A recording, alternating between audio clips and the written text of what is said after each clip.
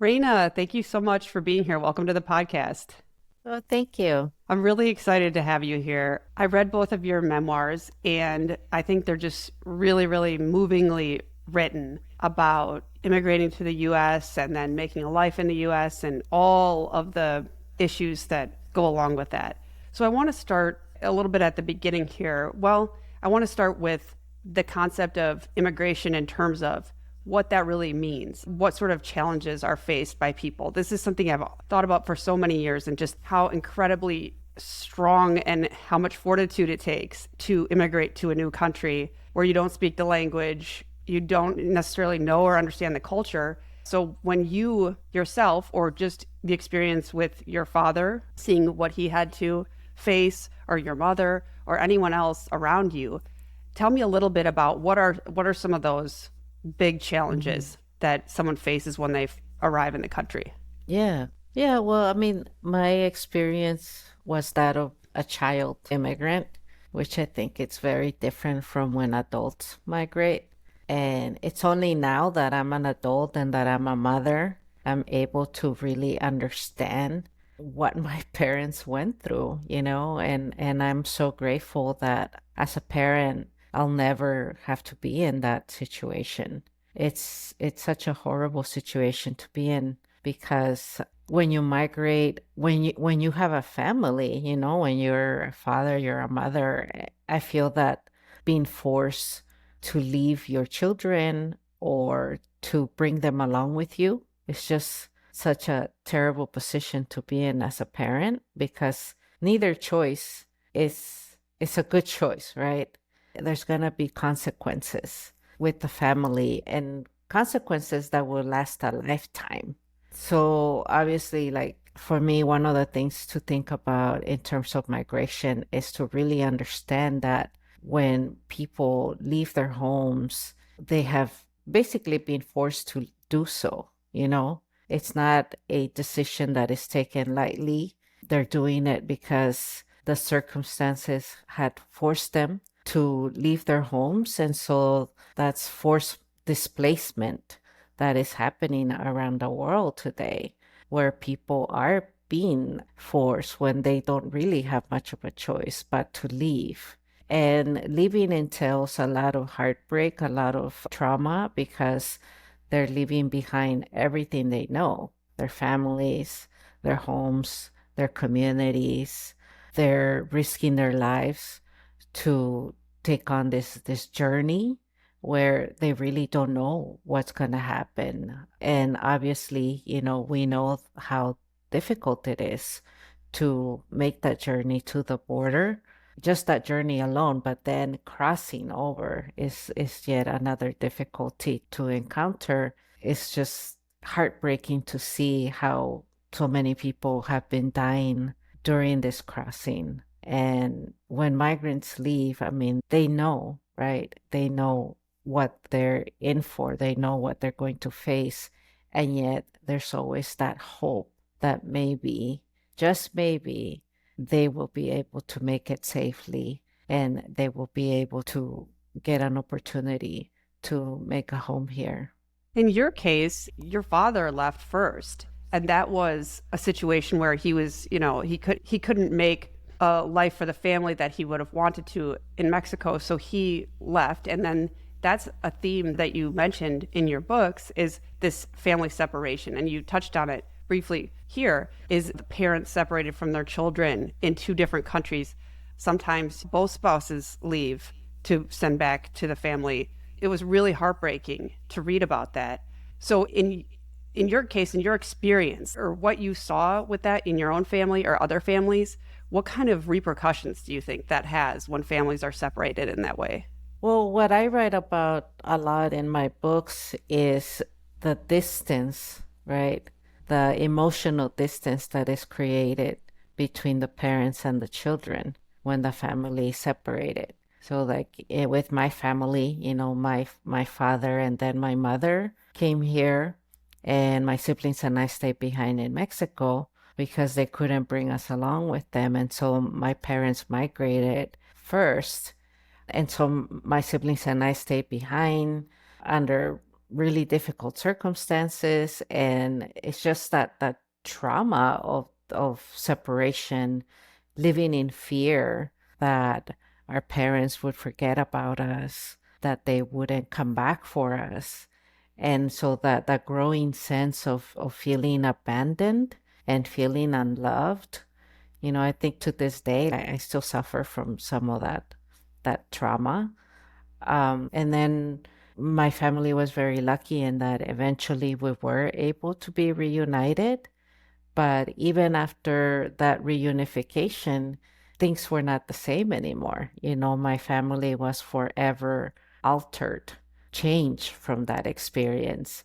And my relationship with my parents was just never the same. We weren't able to overcome those years of separation.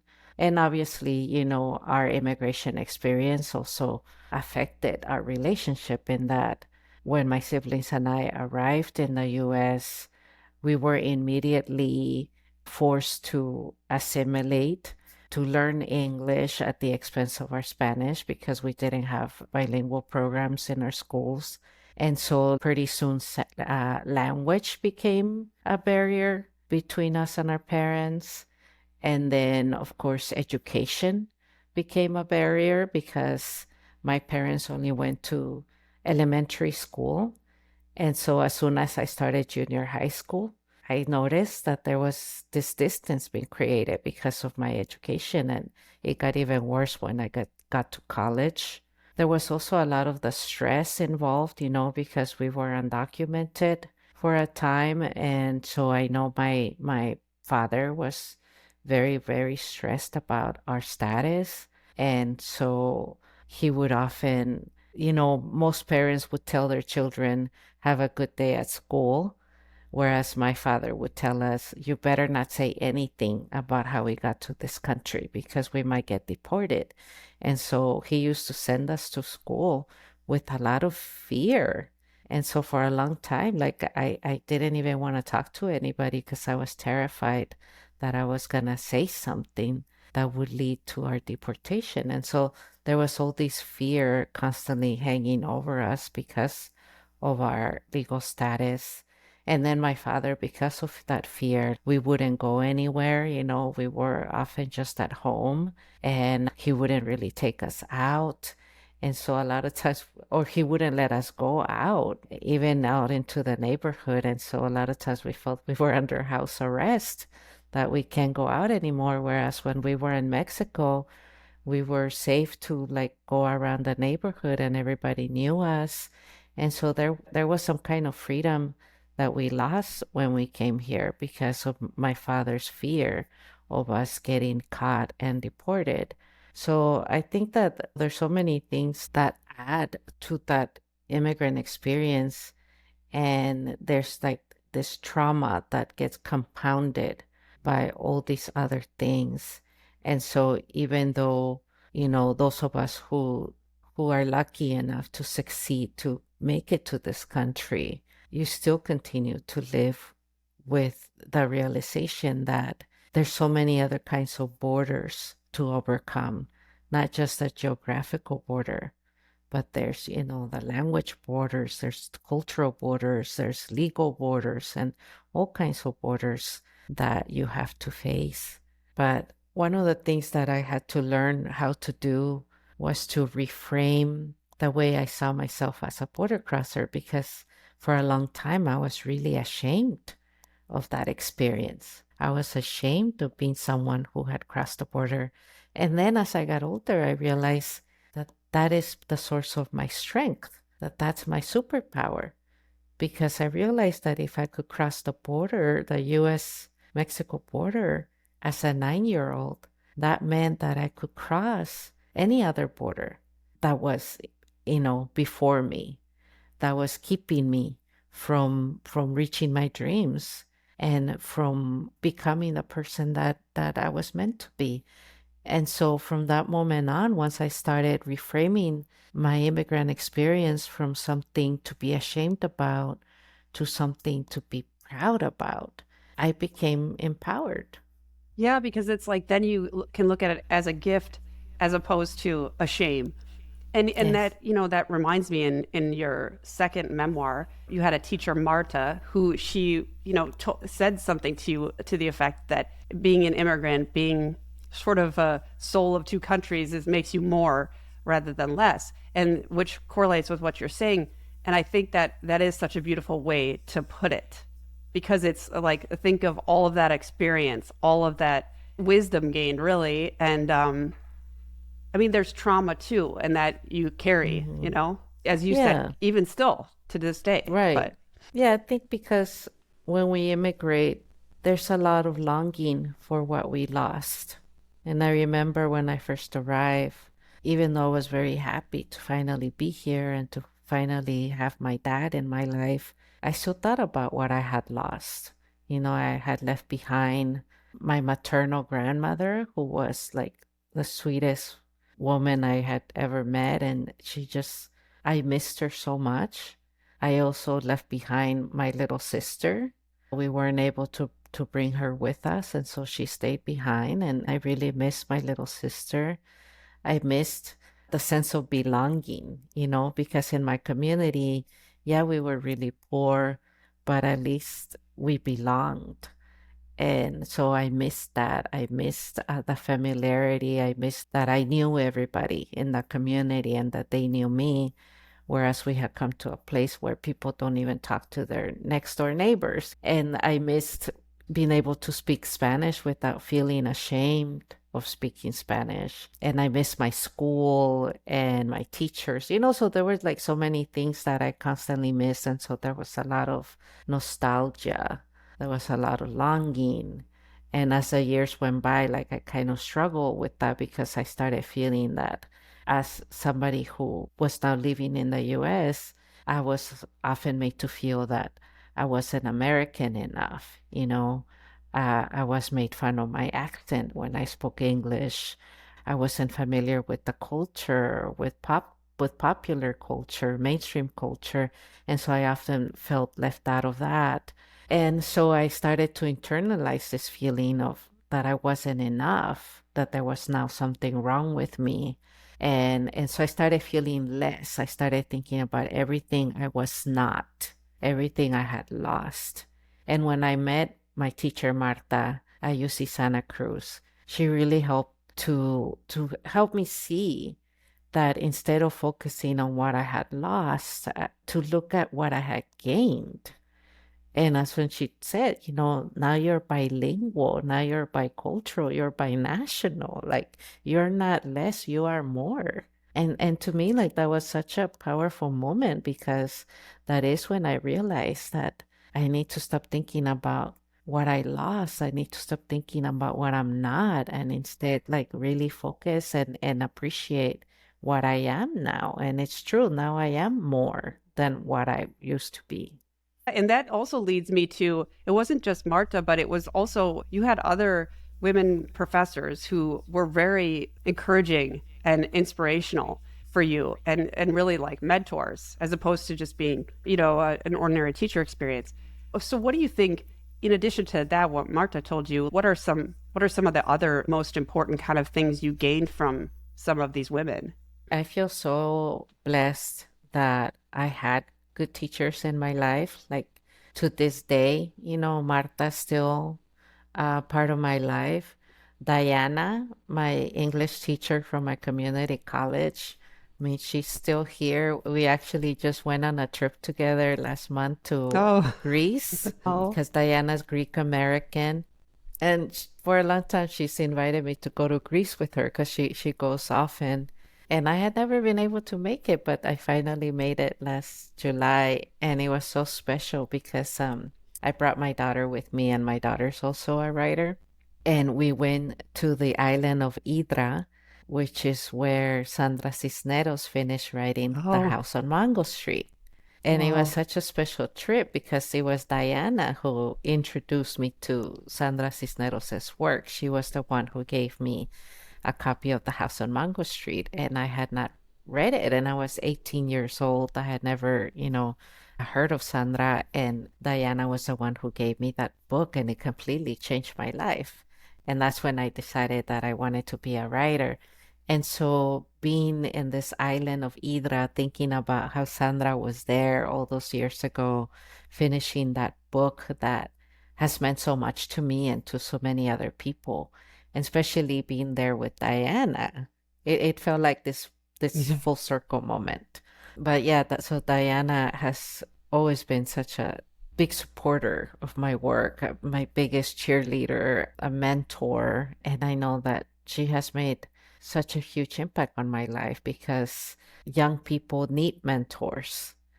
And having her as my mentor when I was 18 and having her guide me, it made a huge difference, especially when it came to higher education, because my parents wouldn't have been able to help me navigate, college applications, going to university, all of those things. And Diana was the one who helped me decide what schools to apply to. She helped me fill out the applications and my personal statement. She helped me find scholarships also. So when I transferred to UCSC, I had some scholarships to help me with my education. And she continued to mentor me from afar. And one of the special scenes in A Dream Called Home that I write about is when I graduated from UCSC and I became the first in my family to get a university degree. And Diana was at my graduation because UCSC flew her up to Santa Cruz so that she could attend my graduation. And I got to give a speech about her at the graduation, and she received the Distinguished Teacher Award from UCSC. So that was like one of my favorite moments to Oh write yeah, about yeah, in that the was book. awesome when I read that. Yeah, and then when you talk about the Greece thing too, it's like I get this, this like you said, almost like a full circle, universe is aligned kind of a feeling from these things where it's that her generosity and her kindness and guidance, and then you get to have that you both have this like give and take beautiful relationship that goes on through your lifetime. I mean, Yeah. it's really beautiful. So Yeah. so I'm going to jump a little bit. You mentioned that your parents, obviously, as you said, they had an elementary school education. They grew up very poor in Mexico, and they just didn't have the opportunity. I mean, I know your father, he had to be working with his father, I think, at a very young age. There was no chance that he could have continued his schooling. And then in the U.S., they both came here. They didn't speak the language, and I think your mom at some point she did start to try to learn English, but I really can't even imagine as an adult trying to learn a new language in a new country, bombarded with the cultural changes, you don't have your normal familiarity of the community. And then on top of that, you actually don't speak the language when you're trying to go Hmm. out in the world. So the challenges for the adults have to be really, really intense. But also, there was, I think, their own trauma and their own struggles resulted in some behavior as parents that was not the best, right? I mean, your Yeah. dad was abusive and he was an alcoholic. And your mom, she didn't really necessarily show a lot of maternal loving care. Would you say that's accurate? Yes, very Um, accurate. so as you're navigating life and you're trying to find your way, you're dealing with these kind of challenges of not necessarily having supportive parents, and even your father being abusive, causing even more difficulty for you. I'm interested in when you look at it now from this place in your life, like there were good things about both of them and there were bad things.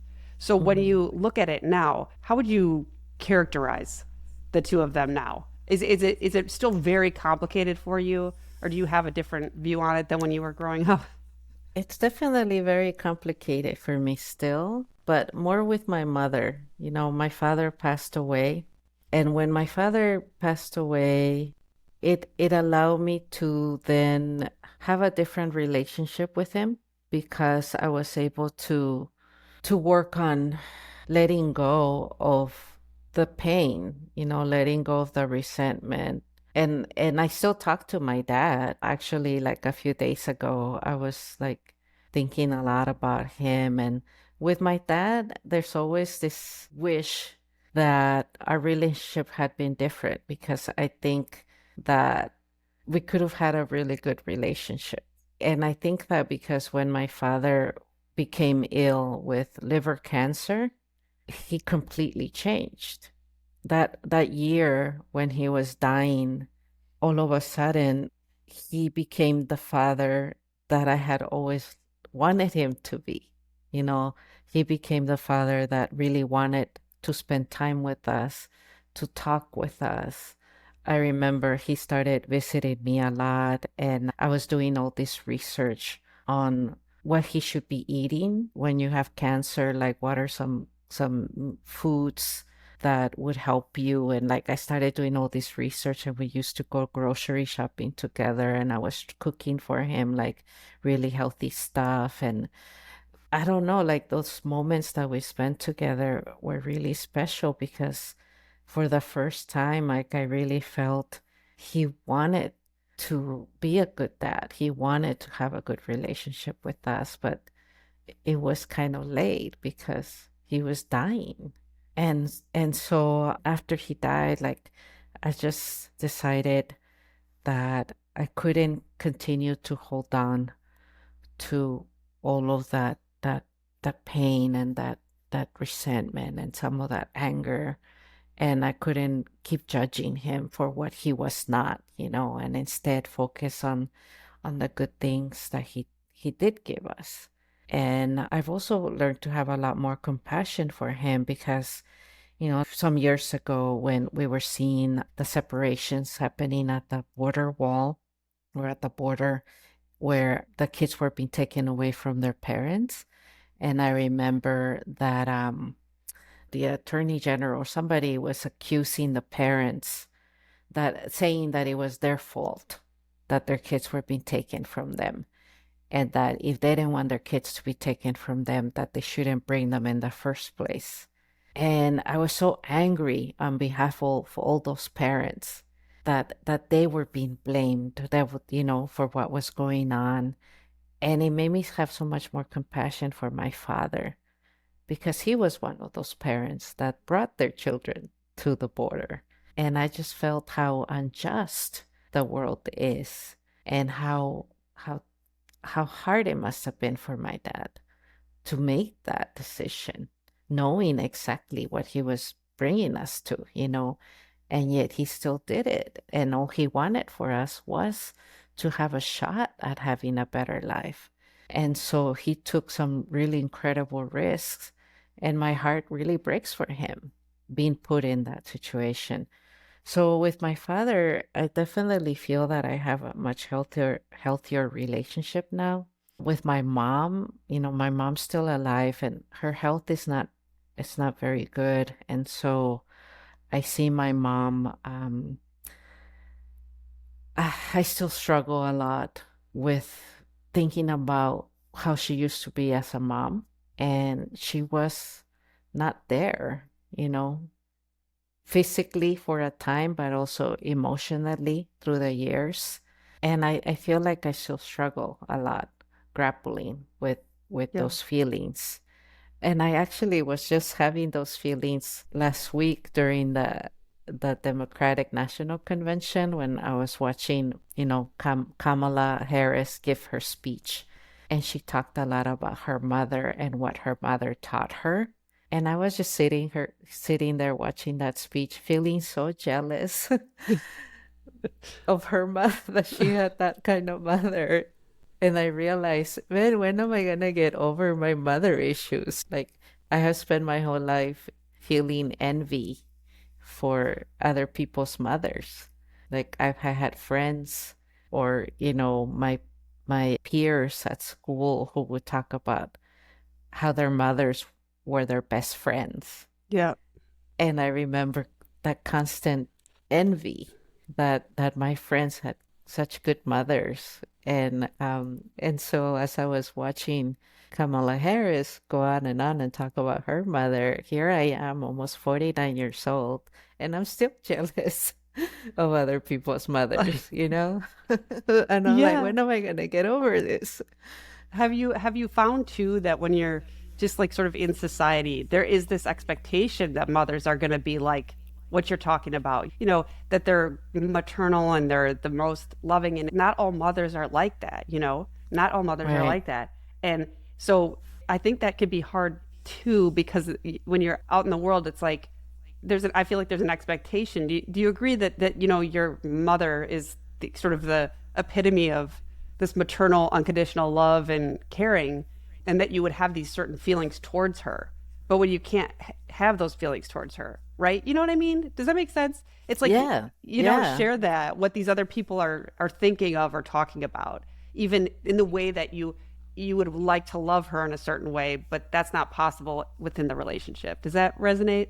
Yes. Yeah, for sure. And I struggle with those feelings a lot. I think one of the things that do make things better for me is that I try to be to my children the mother that I wish I had. And so that has guided me from the very beginning when I became a mom, was that I really wanted to be the kind of mother to my kids where they could grow up saying nice things about me, you know. Maybe what like I was like maybe one day when my daughter gives her speech, she could talk about what her mother taught her.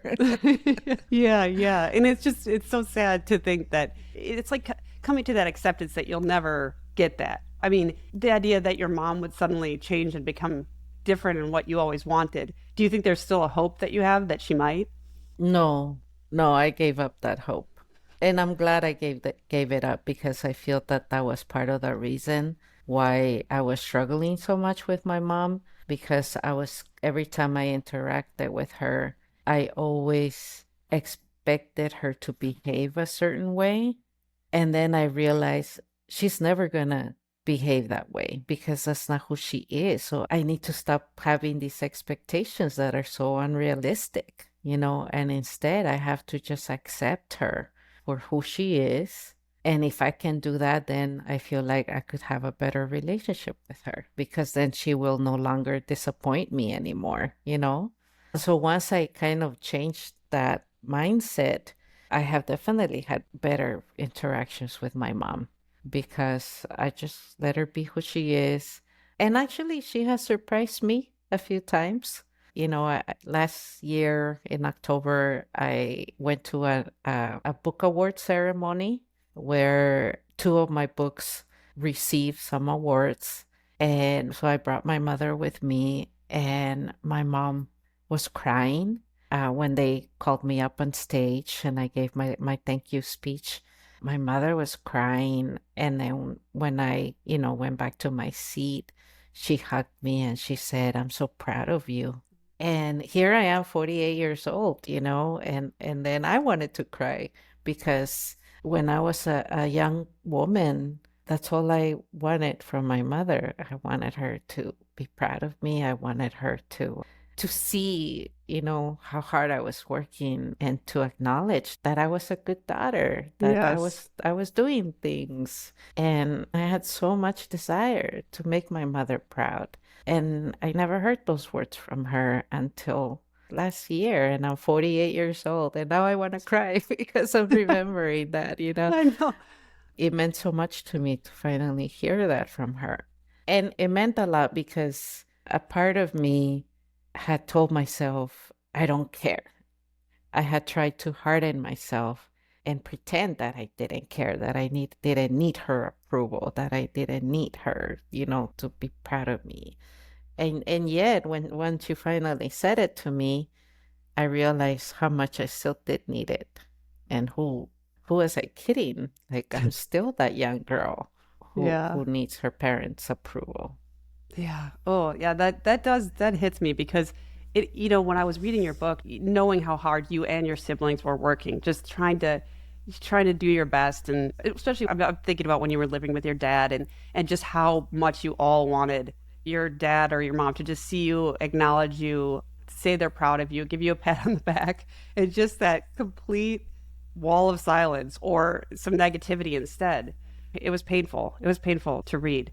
What do you think? Like, I had this question popped up for me. You talked about this sort of cycle of violence going, from parents to children, and then they do the same to their children.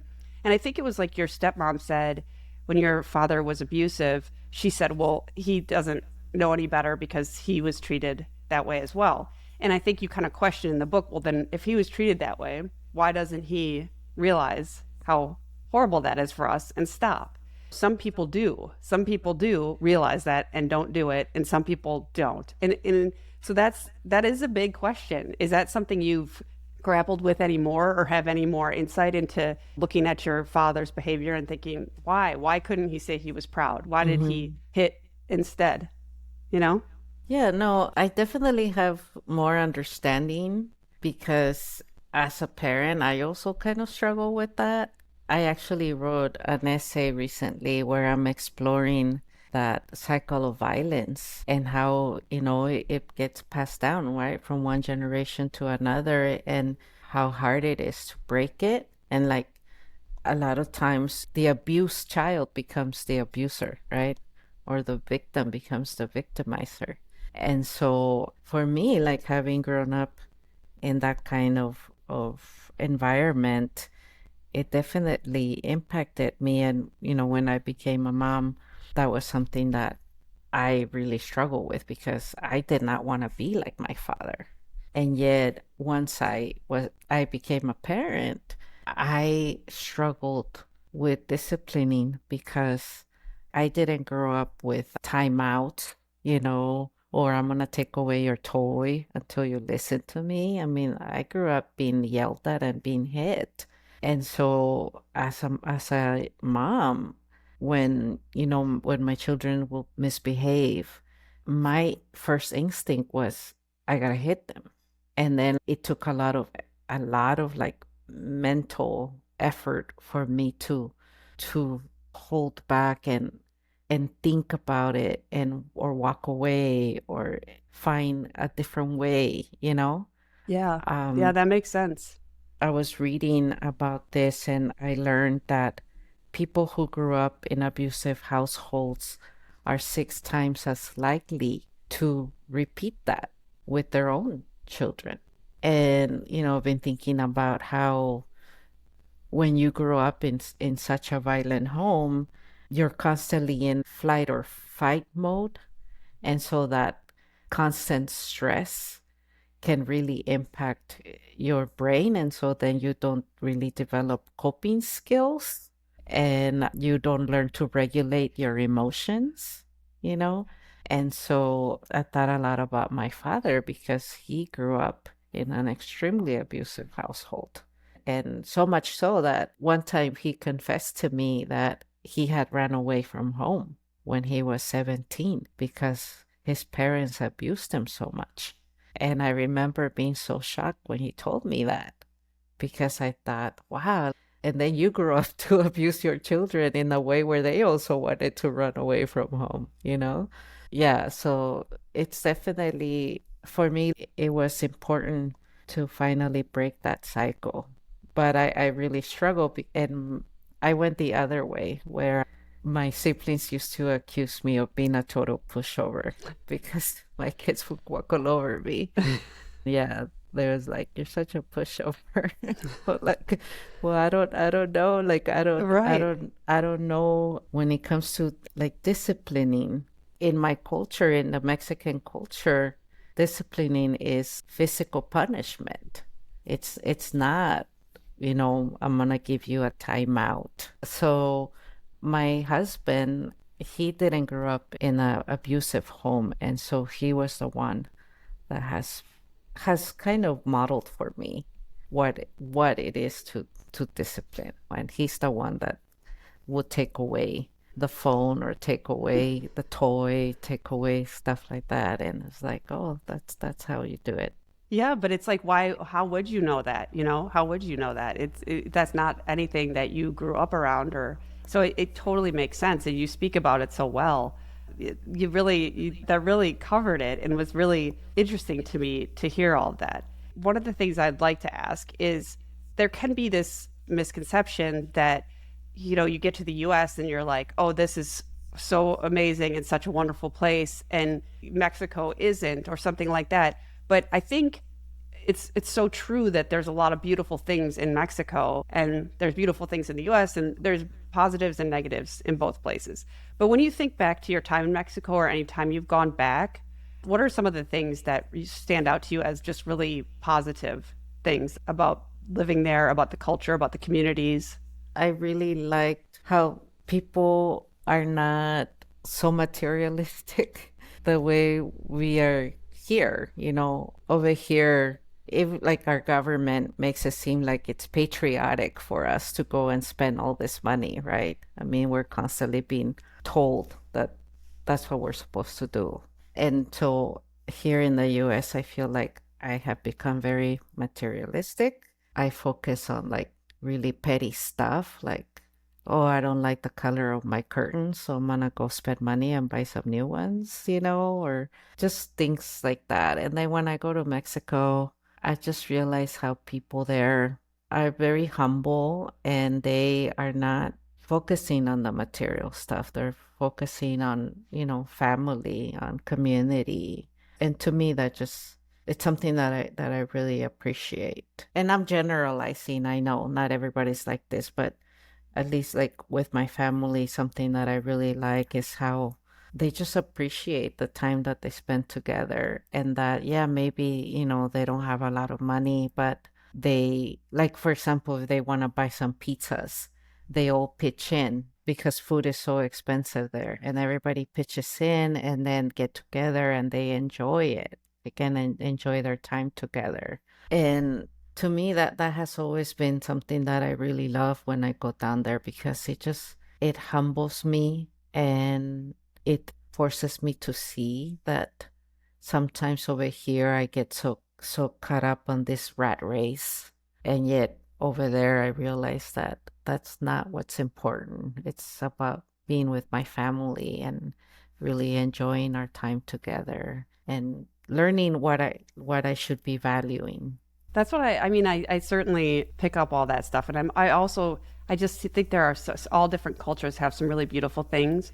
And then there could be other things missing from different ones that you get in another one. So, yeah, so I think that is always important to talk about. One more thing is like in all of your writing, in writing your memoirs and just sort of laying it all out there, what happened and with your family and putting it just all out there. What was that like? What's that been like to talk about these things that, a lot of times people be like, oh, this should be a secret or private or shameful or whatever. But I love when people get to that point, and so much of what the podcast is like getting to that point where you're just talking about it in an eloquent way so that other people can read it and can feel that somebody else has gone through. It doesn't have to be exactly the same, but pieces of it or whatever that it means something to people. So for you, what was that like? Like just laying it all out there in memoirs? Yeah, it's complicated because on one hand, it was very liberating to be able to write about these experiences that for a long time I felt very ashamed of and I wouldn't talk about. And yet to all of a sudden just put it down on the page and to put it out in the world, for people to read. It for me, like writing these books almost felt like an act of rebellion, of saying, no, I'm not going to be ashamed about these things. I'm actually going to be proud of them, and I'm going to release them into the world. At the same time, it was really scary to do that because you put yourself in a very vulnerable place. You're writing about very private, intimate things, and you worry about how people are gonna judge you. So that was very scary. I felt very, very vulnerable doing that. But then, when the books came out and people write to me and they send me emails or messages telling me how they saw themselves in my book and how they felt empowered when they read my books, then to me, like, that just really validates me, and it encourages me to keep writing because I realize that through these books that I write, I might make somebody feel less alone, and then I feel less alone too when I hear from people about how they connected to my work, because then I feel that literature can be a bridge. It can really like help us to overcome the distance between us, and it can make us feel connected. It can make us feel seen and heard. And so that has been really special to me, knowing that my books have landed into the hands of people who can see themselves in my books, who can relate to them, or who learn something new, something that they didn't know, or also that it has allowed them to have more compassion and more empathy for the immigrants living in their neighborhoods. So it's really, I mean, that's the power of storytelling. It has that power to like heal us and to set us free and to also connect us to one another. And I'm thinking about how when you were in college and you first started in your creative writing, and your initial creative writing professors were sort of like not, they were poo-pooing your stories. They were, about poverty in Mexico, or about separation between families, and all these stories that to me are so meaningful, the ones that I most want to learn and read about. And then to think that some of these teachers were just not getting it and not seeing it, and you could have, with that sense of rejection, you could have just stopped, but you didn't. You kept going and kept going. I mean, what do you think it was? What do you think it was that kept driving you? Yeah, I mean, this is a very common experience, when you talk to writers of color who went through writing programs, most of them will probably say the same thing, that they really struggled in their programs because their professors or their peers did not understand or value the stories or the point of views, that they were writing from. And so having that experience myself, it was really difficult when I went through that, but at the same time, it was an important lesson to learn because I realized that my classroom environment was kind of similar to what we face as writers of color when we're out in the world, knocking on the doors of the, publishing, because publishing is mostly white, right? It's like over 80% white. And so the gatekeepers are white.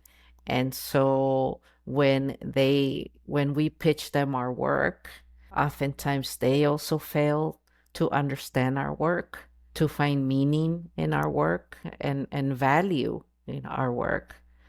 And so those experiences that I had as a student prepared me for what was to come later on when I started pursuing my writing career. And the same tenacity, the same determination that I had to learn as a student, and I had to learn how to defend my stories. I had to learn how to stand by my stories. That's basically the same thing I had to do when I started knocking on those doors of the New York publishers. I had to stand up and I had to fight for my stories because I believed in them, and I felt that I was offering something to the world, that I was contributing to American literature, because immigration stories are the American experience, right? And so to me, like I really felt that there was a place for my stories in the literary world. And so I was determined to fight for them. I'm so glad. I'm so glad, because I think sometimes maybe there is this, well, in your professor's case, I really truly don't get it, not seeing the value of these stories. But for publishers, they in the beginning they could be like, oh, I think they falsely believe that they're looking for a mainstream, maybe more of a mainstream concept. But it's like, even like you said, even if you can't directly relate to the story of immigration, there are so many things in your stories that people can relate to, or as you said, learn from and learn to empathize. But you did eventually get a publisher, and I loved reading about that when that happened in your book. It was awesome. So awesome. Yeah, thank you. Yeah, no, that was one of the happiest days of my life when I got that Oh yeah, call for sure. from, from my agent who said, "Oh, we have a book deal." I'm like, "Yay." So amazing. Yeah, yeah, it's been incredible. I mean, my first book just turned 18 Wow. this summer, and I just couldn't believe it. It's like, wow, I've been a published author for 18 years, and I'm still here. It's a struggle, but I'm still here, you know. Well, It's I mean, I love your writing. It's so beautiful and so well done. And I just appreciate that you're out there and you're still going. Like you said, it is such a contribution to what's out there. And when you talked about it in your book, and now, you were like, isn't this story. The story doesn't exist out there. I want to put this out there. We need more stories like this. And you're absolutely right. Well, thank you so much for being here today. Do you have anything else you want to make sure that we cover before we sign off? I mean, I think this has been such a good conversation. Thank you so much for all these thoughtful questions. Oh, you're welcome. I mean, I was before this. I was like, okay, just try to keep it to like, don't go crazy because I have so many questions. But I feel like we covered a lot of good topics. So, and like I said, you're just so well spoken, and I appreciate that. You have such a, I mean, in your writing, but also in your speaking, you have such a wisdom about you. Oh, oh, thank you. Yeah, yeah. I'll Well, tell that to my children. I'll tell them you said please that. do. Well, yeah, so I'll say again, thank you so much for being here. I so much appreciate your time and you being here. And I thank you so much. Oh, well, thank you.